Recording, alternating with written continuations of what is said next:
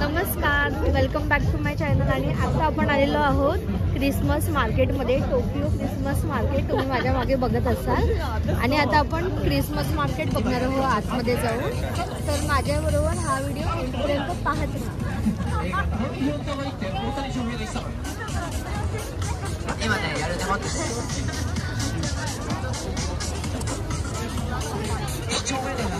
नमस्कार, तर आज मी तुमच्यासाठी घेऊन आलेली आहे क्रिसमस स्पेशल असा टोकियो क्रिसमस मार्केटचा व्हिडिओ।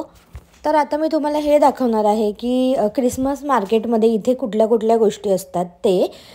तर हा व्हिडिओ असा जास्त काही मला एकदम डिटेल्स शूट करता आला नाही, त्याचं कारण की अतिशय गर्दी होती। आणि आता मी तिकीट्स घेतले आणि आतमध्ये एंट्री केली। पर पर्सन तिकीट होती 1500 येन। हे असं तिकीट काउंटर होतं आणि त्यानंतर आम्ही आत एंट्री केली। तुम्ही बघू शकता किती छान असं त्यांनी फ्लॉवरनी डेकोरेट केलं होतं क्रिसमस ट्री। प्रत्येक कंट्रीमध्ये टोकियो क्रिसमस मार्केट जसं आहे ना, तसं प्रत्येक कंट्रीमध्ये क्रिसमस सेलिब्रेट केलं जातं। तुम्ही आता बघू शकता, आता आपण आलेलो आहोत क्रिसमस मार्केटमध्ये। आणि ह्या बाजूला पूर्ण असे शॉप आहेत आणि ह्या बाजूला असं सेटिंग आहे की लोक स्नॅक्स वगैरे घेऊन आरामात स्नॅक्स एन्जॉय करतात। आणि त्याची जी लाईट्स आहे ना, ती खूप छान डेकोरेट केलेली आहे त्यांनी। आणि ॲक्च्युली टेम्परेचर जे आहे ते खूप जास्त डाऊन आहे। आता सध्या 6 आहे टेम्परेचर इकडे जिथे आता आम्ही आहोत। सो चला आता माझ्याबरोबर छान असं क्रिसमस मार्केट पाहू।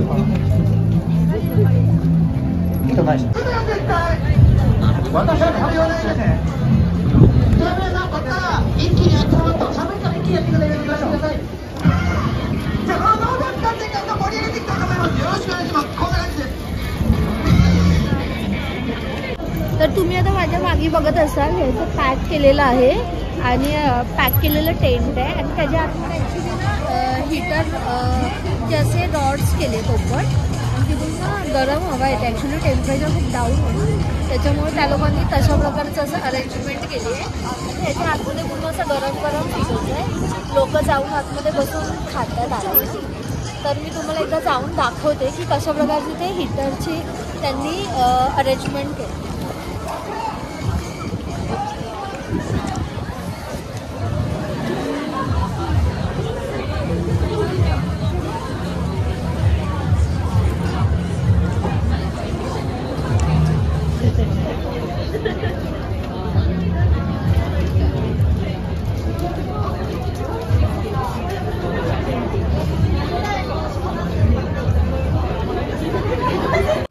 आणि हे तुम्ही बघत असाल, हे असे शॉप्स होते आणि असे बरेच शॉप होते ॲक्च्युली।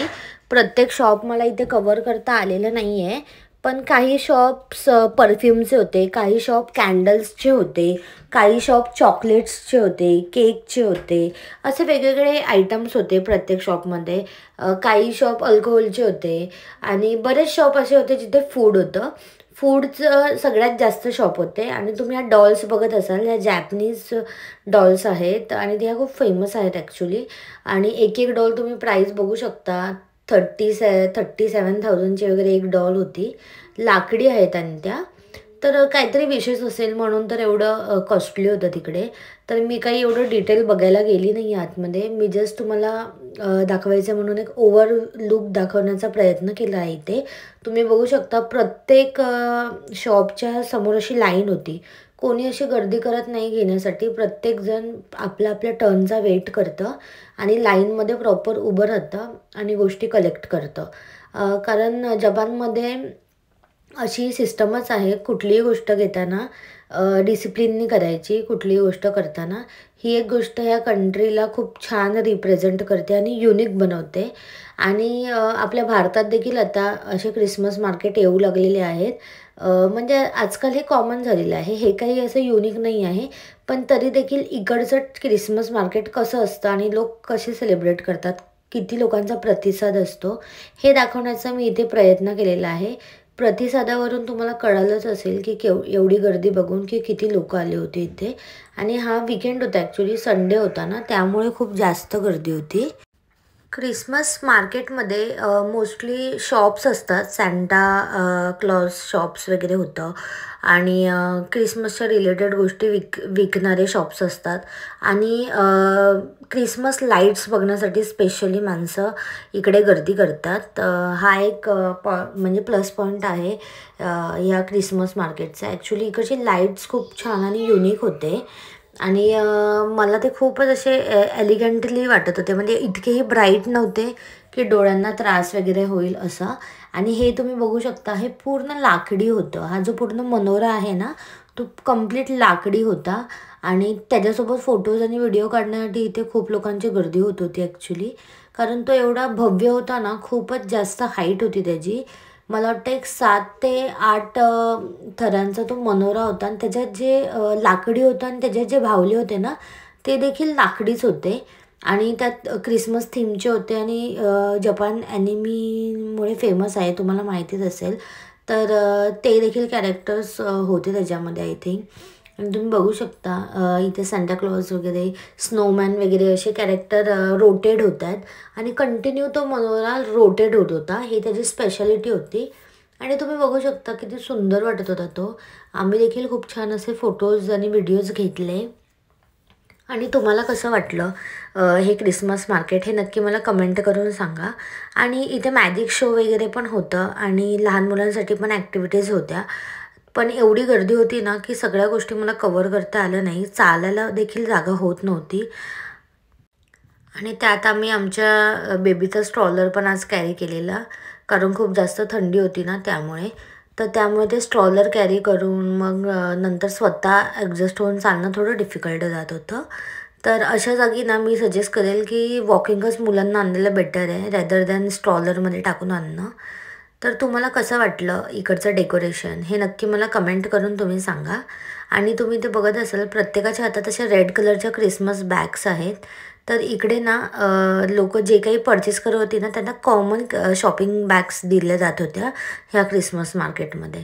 आणि हे जे तुम्हाला दिसत असेल ना, ही समोर एक डॉलसारखी स्टॅच्यू उभा केला आहे असं वाटत असेल, पण ॲक्च्युली ती रिअल मुलगी होती एक आणि ती बेल रिंगवरती डॉलसारखी रिॲक्ट करत होती.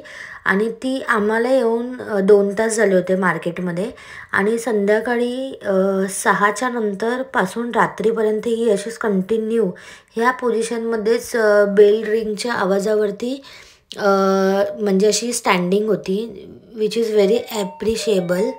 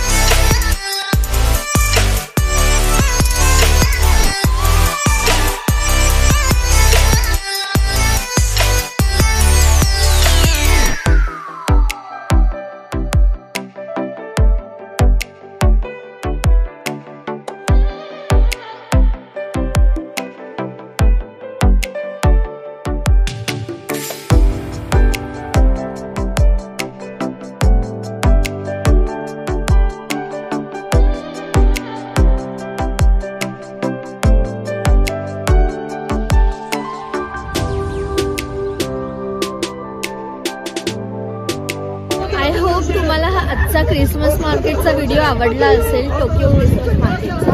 आणि तुम्हाला व्हिडिओ कसा वाटला, आणि माझा पण हा पहिलाच एक्सपिरियन्स आहे जो मी तुमच्याबरोबर आज शेअर केला. तर आय होप हा व्हिडिओ छान झाला असेल. पुन्हा व्हिडिओ छानशा एका व्हिडिओबरोबर, तोपर्यंत